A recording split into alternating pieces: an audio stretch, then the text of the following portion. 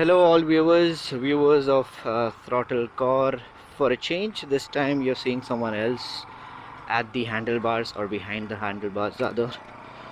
This is Ashket, Prabjot's brother, and for a change you're even seeing a very different bike here. Something you wouldn't see most YouTubers riding around. Okay, so let me tell you about this bike firstly. This is a Pulsar 135 LS. LS meaning light sport, that's what Bajaj called it. Now this is a commuter bike, but a rather stylish one at that. I don't know if style is of course subjective. Many people might not like it, but if you compare it to the likes of typical commuter bikes, say your what do you say, your Splendors and things like that, this is a pretty ooh, nice looking rider there. I like his gear. What is that? An empty helmet? Yeah. Nicely done up. And look at this. What? Okay, back to the bike. So when you compare it to the likes of a Splendor, Glamour, Star City, I don't know how many commuter bikes are there out there. Yeah, this was ahead of its time when it was launched. This was launched in the year 2010. This very bike, whose story I will be talking about in one of the later videos, how and why do we have this bike. For now, let's just talk about the bike itself. So why Bajaj got this out? Because their Pulsar brand name was doing very well, and they also wanted to basically make the commuter segment a little more premium, if I must say. The bike itself is quite peppy. It's a light, tiny, thin bike, fun to ride. I love almost everything on wheels, be it 2 wheels, 4 wheels. 3 wheels is something that I haven't enjoyed much or I guess I've never tried one, but yeah, I enjoy almost everything on wheels, and this is one of those machines. Prabjot's ridden this bike around too, but she's not very comfortable. I think the form of an R15 has just suited her very nicely. It's not as smooth as a Yamaha, so she's spoiled basically with a Yamaha. She started off on a Yamaha R15. Pretty nice, smooth, linear bike, unlike these old carbureted bikes, you know. Squids, I must say. Someone in the comment section must tell me what squids are. You can do it! Like, probably like this. Yeah, so I was talking about this bike. Now, this bike you may have not seen on the channel lately. That is because it was not up and running in proper condition. I got this bike in Feb of last year. It was a very nice gentleman who gave it to us. More on that later. So, yeah, so 2 years the bike was standing. It was not running, though the owner had maintained it very well before that when he was using it, just that he didn't use it in the last 2 years. And when I got it in Feb of last year, I did quite a lot of things to it, like in terms of servicing, the basics of you know, oil change, filter change, fuel filter change, spark plug change. Spark plug reminds me, there was a mess up that I did.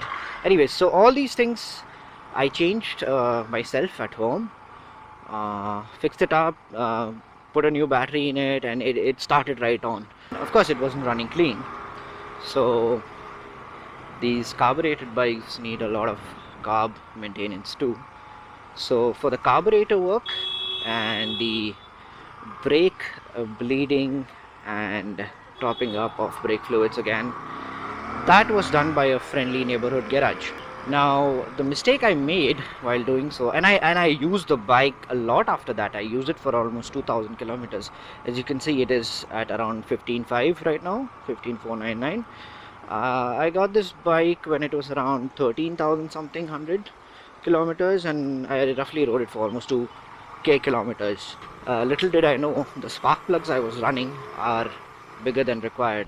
Damn! The spark plugs I got for this was actually meant for that bike. Yeah, the Pulsar 150, and they were bigger in size. They did the job well, but according to the Bajaj service head, Sharath from Banarghatta Bajaj, that did some damage, coupled with another big issue, that was the tank had a lot of water in it. Now when I got it fixed, I also got the fuel tank emptied and refilled it with fresh petrol. But it seems the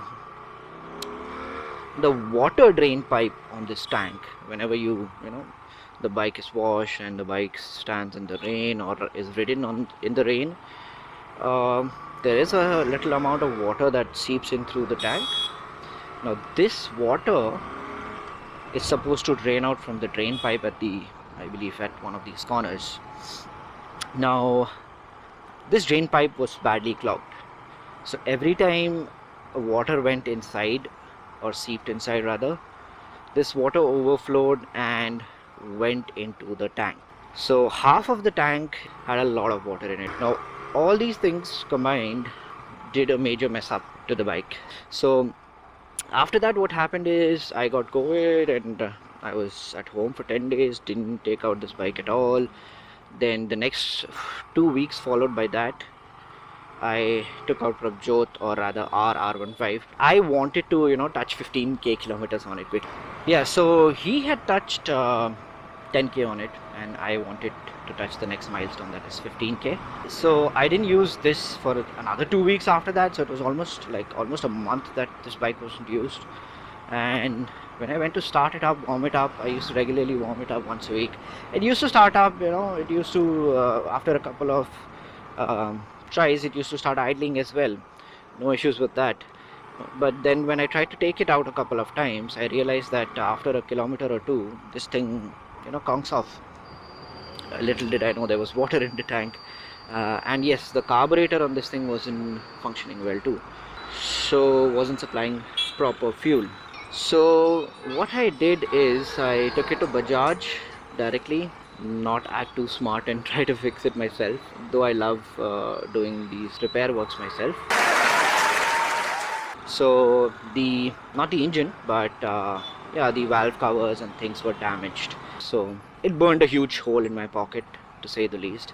I mean, can you imagine a Bajaj commuter bike costing me 9 freaking grand, 9k to fix up? Oh my god! Yeah, so in that 9k I got a new carburetor. That was a major cost, somewhere around 3500 I believe. And the second major cost in terms of labor was valve lapping, but these two things alone costed 5k plus.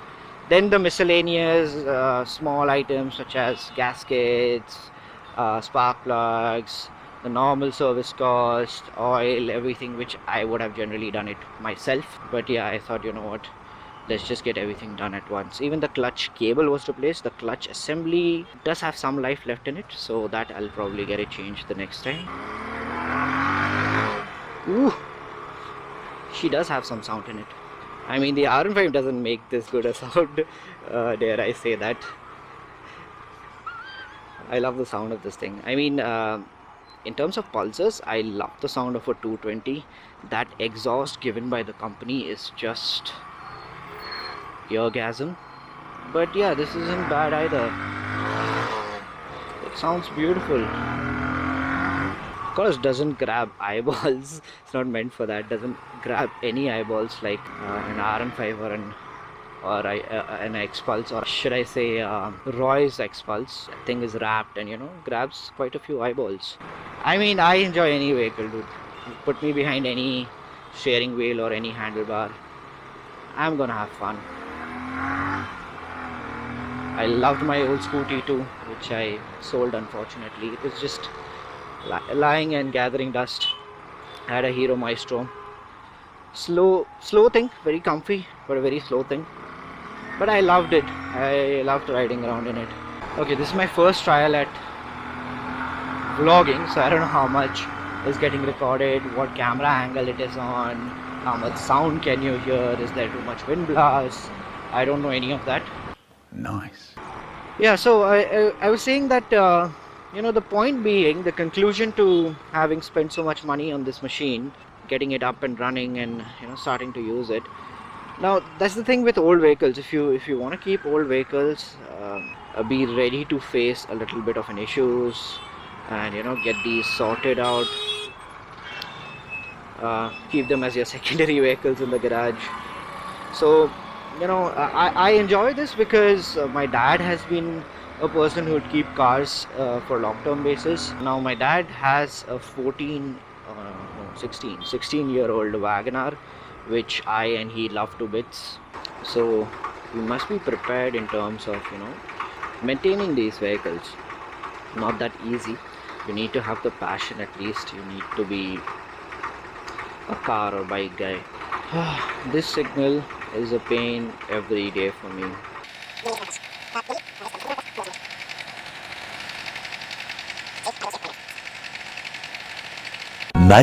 Much later.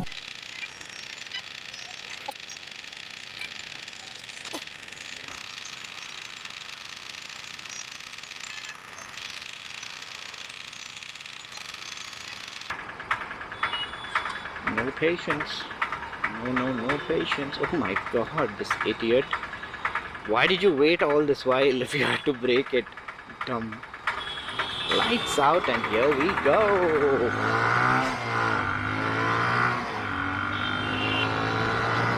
Okay, so I guess the bike is running totally fine. We can establish that at least. Thanks to Banarghatta Bajaj. Sharat, my service advisor, of course. He kept updating me with what issues and what progress the bike had.